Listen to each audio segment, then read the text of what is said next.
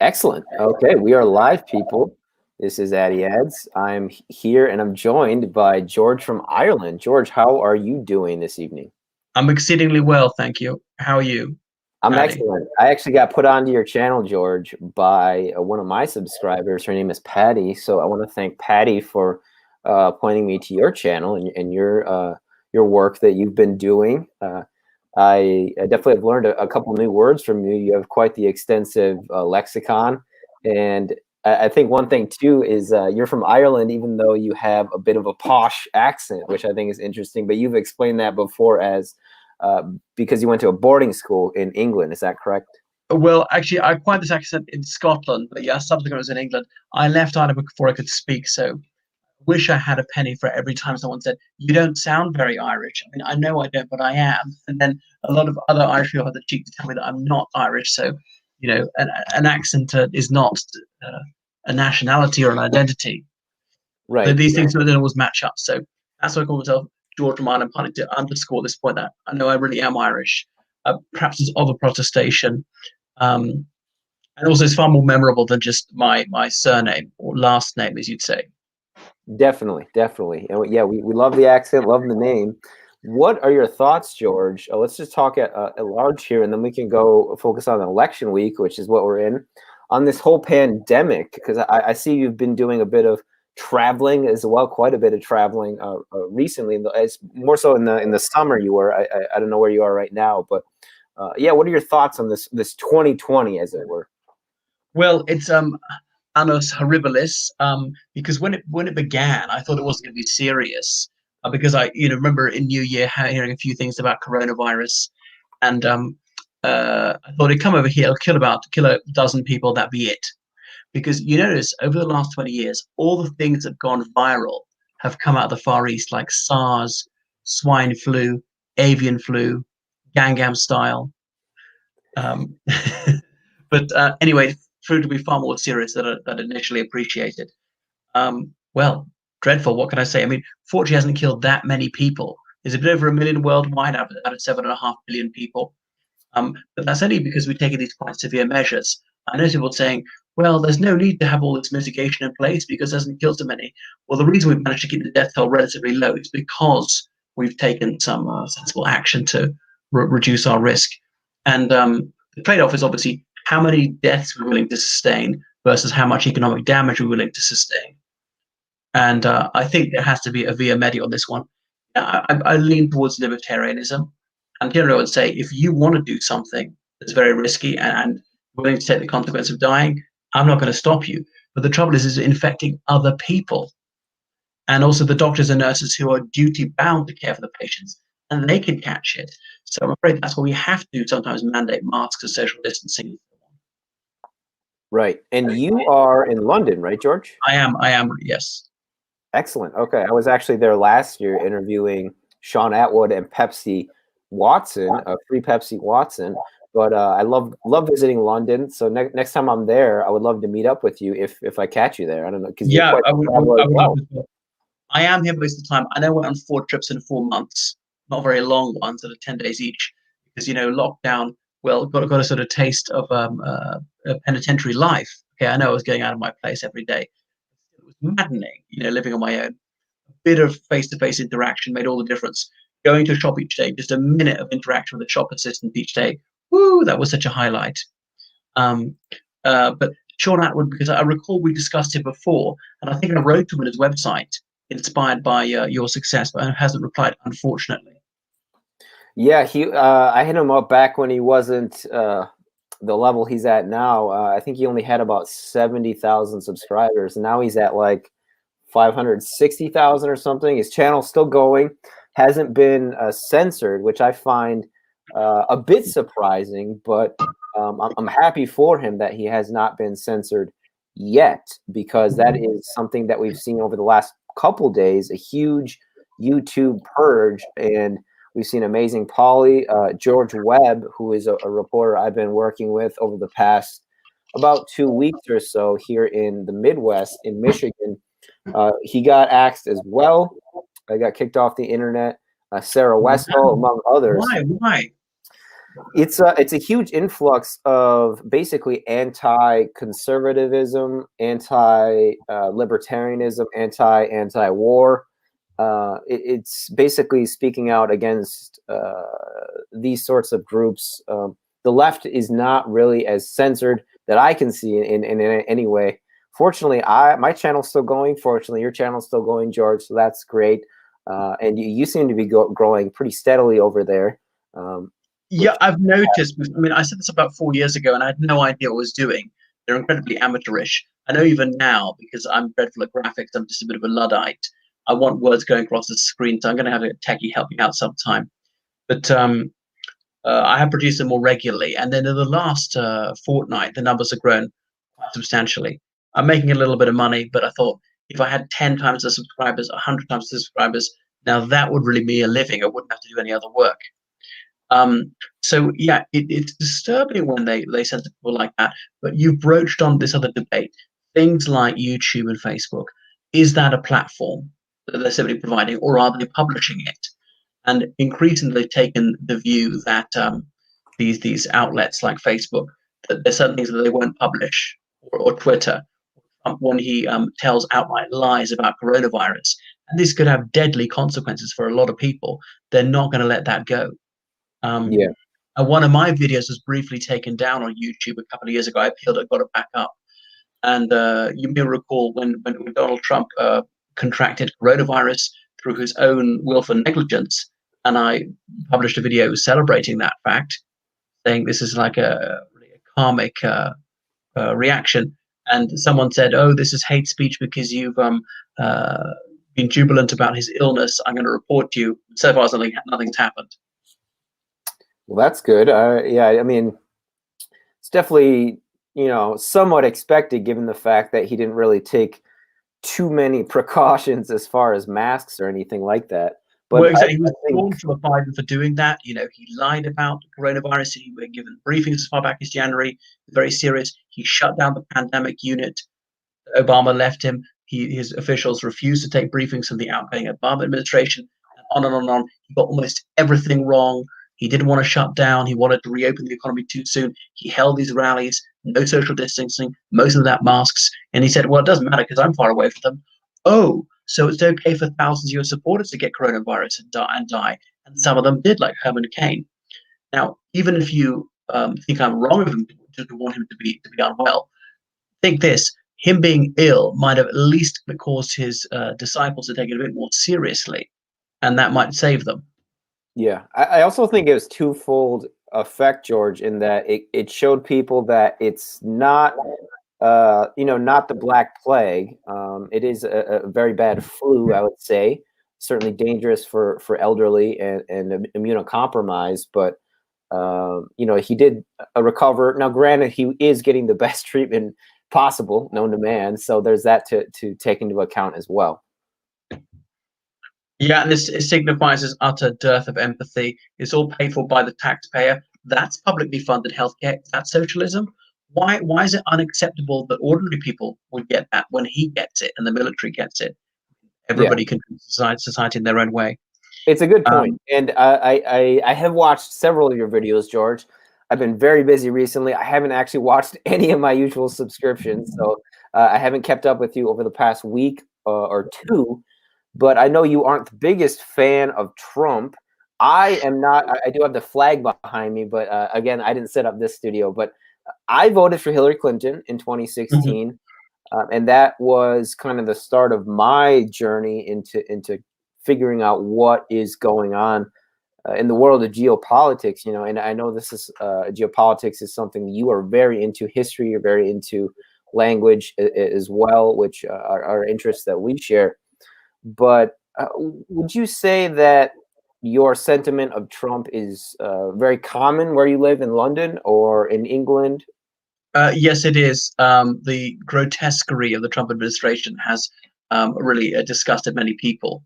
So, I know George W. Bush was fairly unpopular. Obama was popular here, but really, Trump has just plumbed the depths of unpopularity. And yes, he does have a few noisy partisans over here. I mean, he's just vile. It's just endless. And he's one of the most unpopular presidents in the United States at any point in history. Look at it, because his approval rating has never touched 50%. It's about hovering about 40%. Looks like he's going to lose, not by very much. Um, so yeah, that's it. I mean, who else has won re-election with over 50% disapproval at this stage? George W. Bush left office with quite low approval. The end of the second term is quite different from the end of the first term. And Trump was lucky; the economy was kind of going the right way, but he managed to screw up everything else. The one thing I will give him credit for is say he's not started a war against Iran. I thought this desperate last week he might do it, because if you drop a few bombs, you'll always get an uptick in your approval rating. And could that get him over the edge? But 6 days, it's kind of too late now. It's going to change very few minds. I'm worried that voter suppression, that deliberately defunding the mail service could help him, that just grossly dishonest partisanship would cause some states to register a Trump victory when it isn't. I want to ask you, George, about your country's political situation. I certainly know more about my own country's. I do know a bit. I'm familiar with a lot of the corruption within the London Met, for example. But what are your thoughts as a Londoner on Boris Johnson and his administration? Okay, because you said my country, but you mean the United Kingdom. I'm a British citizen as well, so I'll answer that question. Well, Boris Johnson, the real highlight of his career was when he first met me 21 years ago. He's met me a couple of times. Yeah. So I've only kind of met him when he's somewhat on display mode, like at parties as well. Don't know what he's deep down. I mean, okay, I'm a conservative. He's the leader of the Conservative Party, so as prime minister. I think he's execrable in many respects, and I've met other conservatives who say the same. And he won a thumping election victory just in December. So really, there are some striking similarities between him and his fellow New Yorker, Trump, because Boris Johnson was born in New York.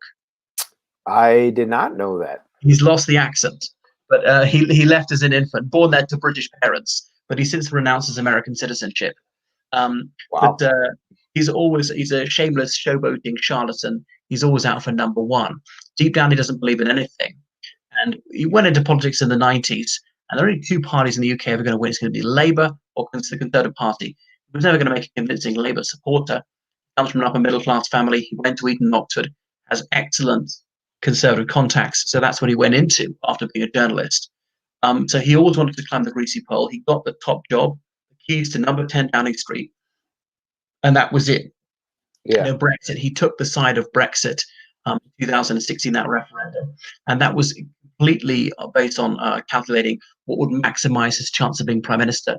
Well, it worked for him. He doesn't really have a big idea, and he'll tell these flagrant, outright lies, saying he had an oven-ready trade deal with the European Union, which is not true, and now he's proposing to break international law in terms of what's going to happen with trade with the European Union. It's kind of bad news. Everything went great for him, an early Christmas for him, winning that election just after he became prime minister. Because elections, they're not fixed term elections usually in the UK. They can be called early if 2/3 of Parliament votes for them. So he had his early election and got the best result for the Conservative Party since 1987. Within 3 months, it all turned to turd. As in, coronavirus came out, the economy's lost 20% of its value in 1 year. The health service is screaming, what we're going to do about a trade deal with the European Union. And he caught coronavirus. Now, he survived. You might know he's got a baby with his fiancée. He's got 4 grown-up children and this baby. The rumor is Boris Johnson's going to retire next year, but which is vehemently denied, because he's 56 now, I think. He's done the year. He's been ill, and you survive coronavirus, it can have lifelong health consequences. He's not as energetic as he used to be, and wouldn't you just rather do a less stressful and more lucrative job and enjoy life with his latest child? I don't know what's going to happen, but it's not the sort of cakewalk or the triumphal progress he thought it was going to be. I want to ask you about the conflict in Nagorno-Karabakh as well, if we can go to that, George. But before we go to that, I wanted to ask you about Joe Biden, and if you have any particular thoughts on Joe Biden and his team. Well, he's the last best hope of the United States at the moment. I mean, he's not a fantastic candidate. Obviously, nobody's perfect. He's got things going for him. Name recognition, experienced. He's been vice president. It doesn't get better than that in terms of experience to be president. And he is at least a sane adult. I don't know any skeletons in his cupboard. Try as Fox News, which is the Republicans' semi-official channel, try to make things up. There's nothing they can pin on him there. So yeah, I would really like him to be president, and he's at least been very sensible about coronavirus long before it's fashionable, saying what should be done. So yeah, I just really want him to get rid of Trump. Anyone would be an improvement over Trump. I would like him to come in. Seems a bit of a lightweight, insubstantial, grandfatherly, likable. Nobody hates him, whereas a lot of people rightly revile Trump. So, and there's these ludicrous wacko attackers trying to say he's a socialist or he's a communist or something like that, with no substance whatsoever. He's a capitalist. He's an establishment Democrat. So, yeah, I mean, I'd like him to win. He's made a few stumbles, and obviously there's been some mental declension. There will be at the age of 77, not as bad as Trump. And partly, Biden is fairly physically fit for his age. I was petrified that the Biden might get coronavirus, might collapse. I know he's been sensible, but at this age it can happen, you know. So yeah, it'd be great. Could he serve a second term if elected? Maybe. I mean, 77 is not as old as it used to be. Okay, that used to be beyond life expectancy. As long as you do everything sensible and have great healthcare, living well into your 80s is not uncommon. Right. So yeah, I mean, all the polls show he's going to win, but not by very much. And people say, yes, but they showed Hillary was ahead last time. They didn't show that she was this far ahead. On average, say 8 percentage points ahead. Remember, the Democrats won the midterms by 8%. Democrats tend to do better in presidential years. So for all sorts of reasons, he'll probably get it. But even if he doesn't, even if Trump is reelected, it's likely the Republicans will lose the Senate. So Trump would be quite seriously hemmed in. Right. Okay.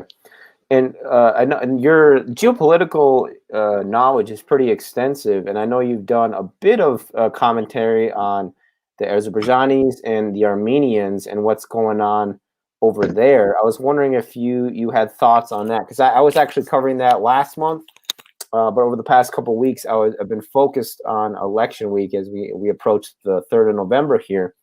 But yeah. What are your thoughts on that war that's going on? I worked in Azerbaijan for about a year and a half, so I know a bit about it. Yeah. Oh, wow. I mean, what are you doing there, George? I was teaching there. I speak Russian, as you might know. I actually didn't know that. Okay, because then I worked in Moscow. Anyway, Azerbaijan and Armenia are neighbors. They're both former Soviet countries. And they became independent in 1991. Then there's a disputed region of Nagorno-Karabakh, which its name is derived from 3 languages. It means a mountainous black garden. So the Nagorno is Russian for mountainous. Kara is Turkish or Azerbaijani for black, and the Bach is Persian for garden, because the language of Iran is Persian. So go back to the 1930s. It was a majority Armenian area, and Stalin, who was the Soviet tyrant, he decided to give Nagorno-Karabakh to Azerbaijan, even though it had an ethnically Armenian majority. But Nagorno-Karabakh is not geographically contiguous with Armenia. You follow? Yes. It's surrounded by Azerbaijani majority areas. So the Azerbaijanis, they're Shia Muslims mostly. The Azerbaijani language is mutually comprehensible with Turkish. They have a very fraternal relationship with Turkey, and I used to see posters there saying about Azerbaijan and Turkey, 2 states, 1 nation, as in 2 like political entities, 1 nation. Oh, you're showing them there, okay. And then there's Armenia. So the Armenia is the first officially Christian country in the world. The Armenians speak a unique language with a unique alphabet. And in the time of the First World War, there was the Armenian genocide. Almost half the Armenians in the world were killed in the space of about 4 years. So in terms of proportion of the ethnicity killed, it was even more devastating than the Holocaust. The Armenians never, ever want to run the risk of that again. So in 1991, when Azerbaijan and Armenia became independent, the people in Nagorno-Karabakh, the majority said, we want to join Armenia. And Azerbaijan said, no, you're not allowed to do that. and fighting broke out. So the Armenians invaded Azerbaijan. They took Nagorno-Karabakh, liberated it, as the Armenians in Nagorno-Karabakh would say. And there were several atrocities on both sides. Civilians purposefully killed. And there was a ceasefire in 1994. So Armenia currently controls 20% of Azerbaijan's territory. So you can see Armenia is a small, landlocked country bereft of resources. Azerbaijan is larger in area, has more than 3 times the population, got oil and gas. So the Azerbaijan has been able to purchase weapons. They've got a particularly good relationship with Israel, even though Azerbaijan is a Muslim country.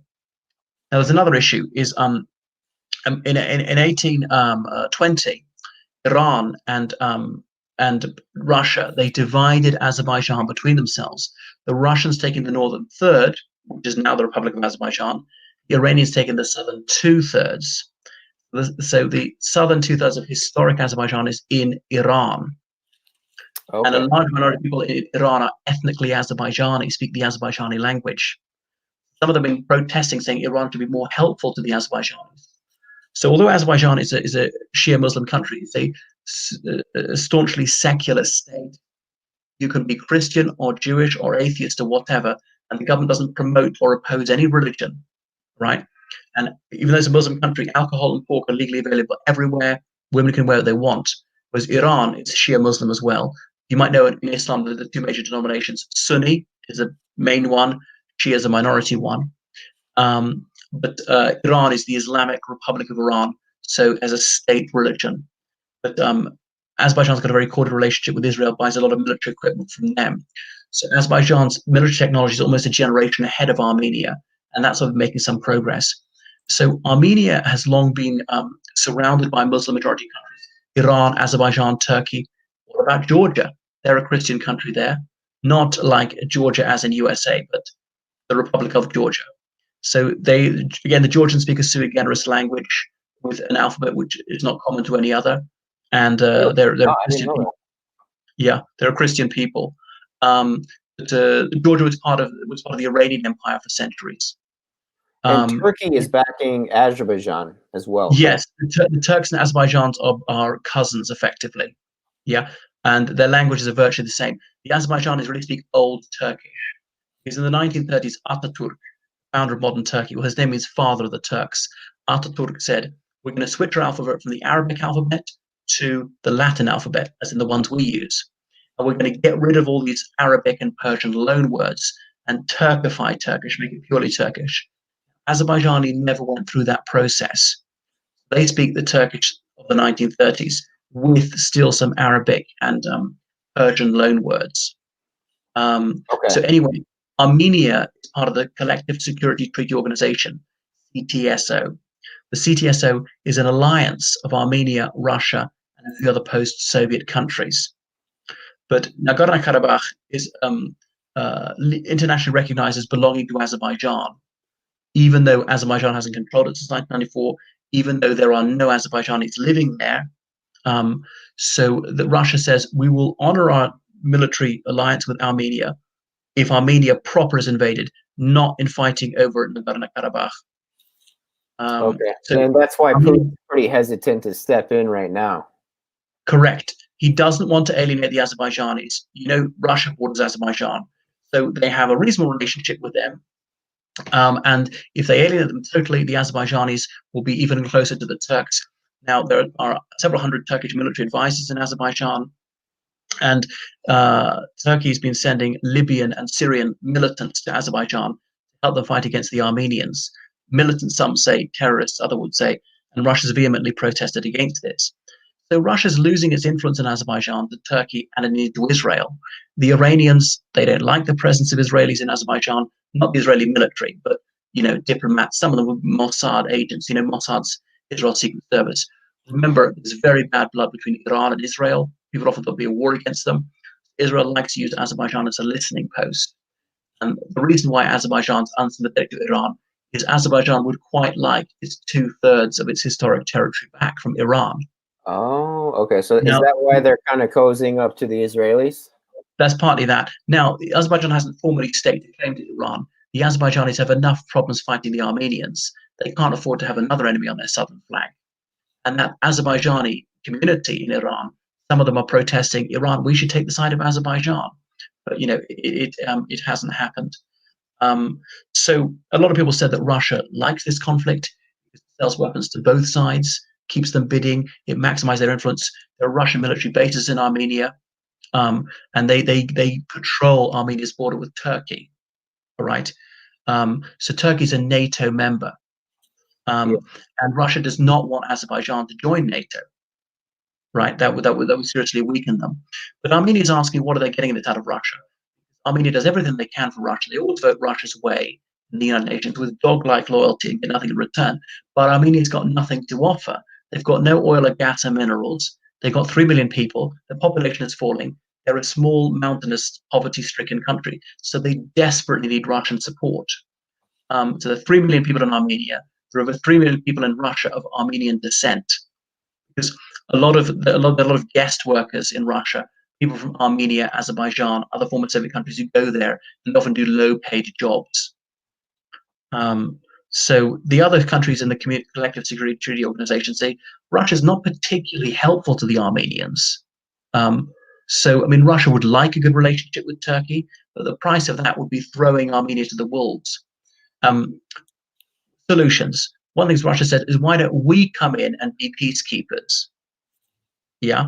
And you could return Nagorno-Karabakh to Azerbaijan. Why do you just do that, Armenia? This is a war you can't possibly win.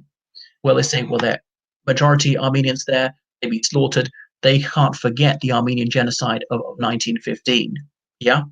And which Turkey denies even happened, and the Azerbaijanis deny it happened. Right. The Turks didn't say that no civilians were killed. They might say the numbers were inflated, or Turks got killed too. And okay, some of that's true, or that somehow it doesn't count as genocide. And Armenia's got a very small land area, and they've got no room to retreat into. They've got no margin of error. And notice they're not adjacent to Russia. The Russians have to come there by flying over Georgia. The Russian army is not allowed to go through Georgia because Georgia's got a border dispute with Russia. Russia's already occupying South Ossetia and Abkhazia, which are 2 regions of Russia. But that's it. I mean, regions of Georgia. That's another story. And if that sounds confusing, well, it is. Yeah. Well, that was a great synopsis there, George. I do appreciate that. We're at about 27 and a half minutes here, George, and I do want to be respectful of your evening. Oh, well, we can go on a bit longer. I mean, time flies and you're having fun. How many viewers have we got? We got 26 people listening right now live. We got people from Canada, the United States. Maybe I want to throw out a few questions then. Wales. Hello, John Wright. Yeah, if we do have questions for George, please put those in the live chat. George is someone that I learned from in terms of geopolitics, and I encourage people to check out his YouTube channel. The link is in the description box. And I just want to know what else you've been focusing on recently, George, because you kind of cover a lot. You go for a lot of breadth as far as geopolitics. Well, I go to places near me. I mean, I went to this small town called Reading. I know it's not Reading. That's where Oscar Wilde was in prison. Walked around the defunct Reading jail, where he composed his celebrated ballad of Reading Jail. I've thought of actually going back to the exterior of the jail and just declaiming the poem. What else? What would I do? Visiting places of historic interest. Maybe not in Paris, right? I was in Paris in August. It was marvelous. I mean, okay, there's an upside to coronavirus. Every crisis is also an opportunity, because I'll never again go to Paris in August and have such low tourist numbers. The Eiffel Tower, hardly have to wait, goes straight in, and going on those boats, have a cruise on the River Seine and things like that. So it was delightful. But, I was in Dublin in August just for a couple of days, and in Dublin, unfortunately, almost everything was shut. Okay, a few hotels are open, restaurants, but the galleries, the museums, any tourist attractions closed. And what is the shutdown situation like for you where you are in London? Is that still pretty ongoing? Not bad, actually, because there are 3 tiers in England. Tier 1, Tier 2, Tier 3. Tier 3 is the most severe with quite a high rate of coronavirus. I'm in a Tier 1 area. So you can do almost everything. You've got to wear masks in places. You've got to have sort of like sign in with this QR code on your phone, going to eat, bit of social distancing. Bars, you have to order online, but they bring the drinks to you. You can't go. wait. But I'm told that even theaters and cinemas are open. Cinema's a movie theater, but I think you have to sit socially distanced because I don't know how performing arts are going to manage because you want a full house, right? Yeah. And you want every seat taken. Now, performing arts, you don't get a full house every night. No, you need it occasionally. With social distance, it had to be a quarter full at most. And what are you going to do? Quadruple the price? Yeah. So I hope we can have an ordinary Christmas. We have these places called pantomimes in the British Isles at Christmas. You know what a pantomime is? Yeah. Yeah, I do. Because I thought they're a very new thing in the United States. Is that right? You usually only see them at very big cities. Like you'll see them on the Venice Beach boardwalk in California. I think in New York City you'll see them, but certainly in the middle country or flyover land, as some people call it, you don't really see them. Hmm. And my prediction that Barrett Biden will narrowly win. What do you think is going to transpire? With the election, Yeah. what do I think is going to transpire? I think regardless of who does get elected, there's going to be protests and or riots. Unfortunately, I think those will be a lot more severe or have a higher degree of saliency if Trump gets elected. I have been to just this year. I've been to Oregon. I was living in Oregon for a bit, Maryland. I've been to New York now, Ohio, Michigan, Wisconsin, and I have definitely by far seen way more Trump signs on people's lawns. And I know that's not a strict indicator of how people are going to vote, but I mean, subjectively, it does seem to me that there is more a ground support for Trump that I can see. Now, you do have the media saying that Trump is down, so it's really hard to say for real, but. Regardless, I do think there's going to be quite a bit of protesting next week. I don't think it'll be decided on the 3rd or even the 4th. I think it may take a few weeks. Legal challenges, yeah. So many postal votes, and there was this report that this Trumpist postal worker threw out a bag of ballots. Now, maybe that's an isolated incident. I'm just worried that it'll happen more, and that ballots will get in late, and states will refuse to count them. So it's a horrific situation. So by the most outrageous skullduggery, he might get away with it. Yeah, it really is nauseating. I But plan on voting in person, so I do know a lot of people are doing the absentee or mail-in ballots. But yeah, I just want to make sure my vote gets in. So I'm gonna show up and mask up and all that, and show up in person. But I have to go back to Wisconsin anyway. That's actually my home state where I'll be voting from. But I am in Michigan right now, so regardless, I don't know. It's going to be a toss-up next week for sure, and over the next couple of weeks. I just hope whatever happens, it goes by with minimal casualties and injuries. Because I think there will be some of those as well. well, there's no telling what the range Trumpers could do because he set people up for it. I mean, remember Trump talking about BLM and violence? Okay, millions of people marched in BLM marches. I was one of them. Okay, and then a tiny, tiny number of those did something wrong, which is obviously detestable. Let's not forget, 4 years ago, Trump was repeatedly inciting violence in his rallies, and it was happening. Democratic protesters were being severely beaten up, and Trump persisted in inciting his supporters to beat people up, and it kept happening. How on earth does he get away with it? Why was he not arrested and charged with incitement to violence? It's staggering. Or remember when he said the Republican nomination last time was rigged, and then he won it, so it wasn't rigged. If it's rigged, withdraw. Don't legitimize it with your presence. Or he said the election was rigged last time, and then he won, and he's saying it's rigged again because he thinks he's going to lose. So I'm just really praying that he loses. But the trouble is, there might be some long-term repercussions of Trump, this sort of mind virus. If there is What I hope for, George, regardless of who wins, is I really want to see these two parties fracture, and I want to see a multi-party political system. Oh, well, that would be good. The trouble is, in the first part of the post, it's very difficult. And this is the staggering thing. The United States, with 330 million people, has only got two parties of any significance.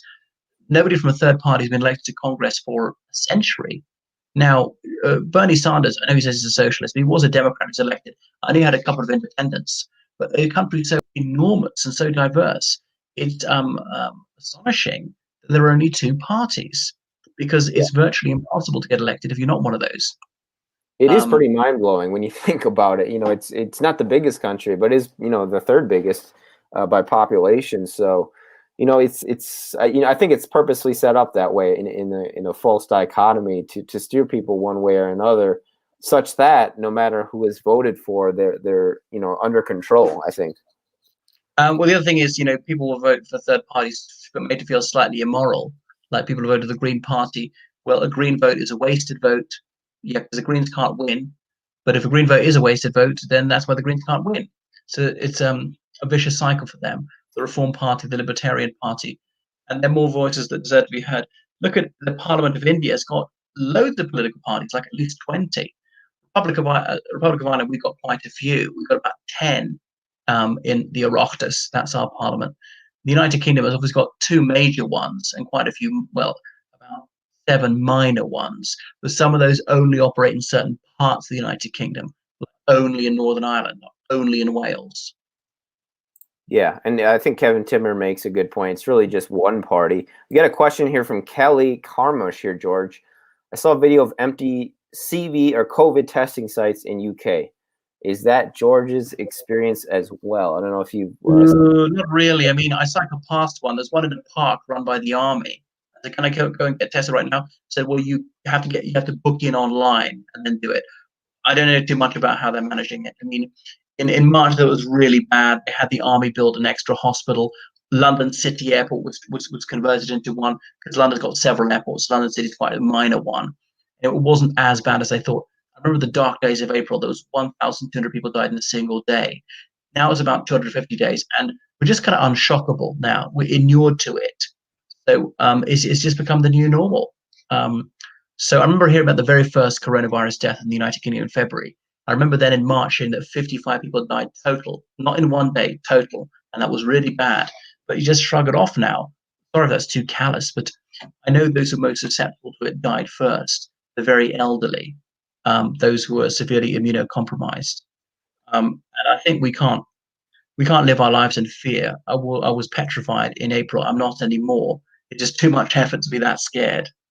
Yeah, I was scared too, man. I think it was in March, when it was the week of the 17th of March. It was the third week of March when the lockdowns all came and descended upon us. And it was really a big wake up for me. We mentioned Sean earlier. He made a video basically warning people about the wave that was coming of the pandemic. And that was really made an impression on me because I had never had seen him before, so concerned, especially a guy who's been to Arizona State Prison. Him being, showing that sort of anxiety definitely woke me up. But it wasn't until maybe a week or so later that I was, there's a couple days where or nights where I couldn't sleep. I was just going all out on my YouTube channel. I just didn't know what else to do. So I definitely can empathize with that or sympathize with that fear, right, that we felt. It's kind of a memento mori moment for me back in March, which I think really changed my consciousness. But I agree, I'm a lot more, stable now. I would say for sure. And like you said, you get used to it, the situation. I'm guessing our life expectancy was 79. It's now 78. So Yeah. we're going to have to live with that, Yeah. So, as you say, underscored our mortality. But maybe ask, what am I living for? Which is why I went on some of these trips in the summer, because my flight to Italy was £500 return. That's a lot. Within Europe, you could sometimes get that for £100 return. But in June, they were charging a lot because very few people were willing to fly. And those who want to fly, yeah, I'll pay the price. Because they've been earning money, couldn't spend a penny, for about 3 months, was buying food, that's it. I'll treat myself. You only live once. So I wonder what the permanent effects of coronavirus are going to be. Working from home. That is the new normal. It worked quite well. Why do we do it? It saves time, saves money, saves the environment. Great. Although I do like to meet people in person a bit. And the roads were just so empty. It's like Sunday morning permanently because I cycle all the time. Or, buses were free for a while, as in free of charge. Trains likewise. I sometimes get on to be my personal train. Yeah. I'll be the only passenger on an 8-carriage train. It was fantastic. But, they said even in September, the situation was quite good. Passenger numbers only came up to 50% of the usual level. So a lot of these transport companies have taken severe losses. And it looks like, because the United Kingdom got privatized railways, privatized trains, taken back into public ownership Yeah. by a conservative government, which privatized them in the first place back in the 90s. Yeah, Well, what do you? we have the same kind of situation here with the airplanes, which likewise, I think I'm sure with Europe, perhaps to a less degree, just because I think they're generally more airline competition over in Europe. That's why prices in the U.S. are jacked up a little bit. But yeah, I'm sure they're getting subsidized. I went on a couple of flights this year, and they were, I think, at the most a third full for every flight that I've been on. So. Yeah, when I flew to Italy in July, only every other seat was available, had to wear masks, blah, blah, blah. On the trains in Italy, you're only allowed to sit in every other seat that are blocked off. And then kind of you see how it's changed. My last day in Italy in June, there were 3 coronavirus deaths in the whole of Italy. Wow. Wouldn't notice it. Yeah. So I know that some people say, oh, it's a huge overreaction, we shouldn't have done anything. No, we should have done something. It was only by taking serious precautions we're able to reduce the death toll. Even if you survive it, it'd be agonizing and you could suffer some grave repercussions. So I think, we can't go too far with these precautions, because if we crash the economy, you can't afford healthcare anyway. Right, right. What do you think of the censorship that has been going on, George? I'm sure you've noticed it. In terms, what, like on YouTube or Facebook? Yeah, just in general, I would say digital censorship at large. Well, I have a prejudice against censorship. There are exceptions. If it's something like what Trump is saying, it's going to kill people, like inject bleach into your lungs, then I think that should be censored. I think highly contentious opinions, generally lies, I usually wouldn't censor. It's a slippery slope. And who is doing the censoring? They may have some agenda. So it's worrying. I've seen places where, say, like Azerbaijan or Russia, where there's a lot of censorship, despite the fact that the Russian constitution states that censorship is forbidden, but it's allowed. They call things extremist. Even if they are extremist, they should still be allowed to be said. I mean, what if they're extremely true? And how do we know the people who are censoring are not the extremists? So it makes me call to mind Barry Goldwater, not someone I particularly agree with, but saying that I'll remind you that extremism in defense of justice is no vice, and moderation in pursuit of liberty is no virtue. So extremism could even be a good thing. Loads of things we now consider mainstream were at one time considered extremist. Racial equality, the abolition of slavery, gender equality. You don't have to go too far back to a time when these things were considered unacceptable by polite society. Right, right. Excellent. Well, we've been going about 45 minutes here, George. I don't know if you'd want to do it again sometime this week, or I'm kind of doing this full time now, at least for the time being. You make your living this way. I don't want to say that. I mean, I got a bit of a cushion, let's say, that gives me. How many subscribers have you got? I think I just hit 2650. So I think you're actually topped me out there, George. You're at like 4,000 or 5,000? I got 4,000, bit over, yeah.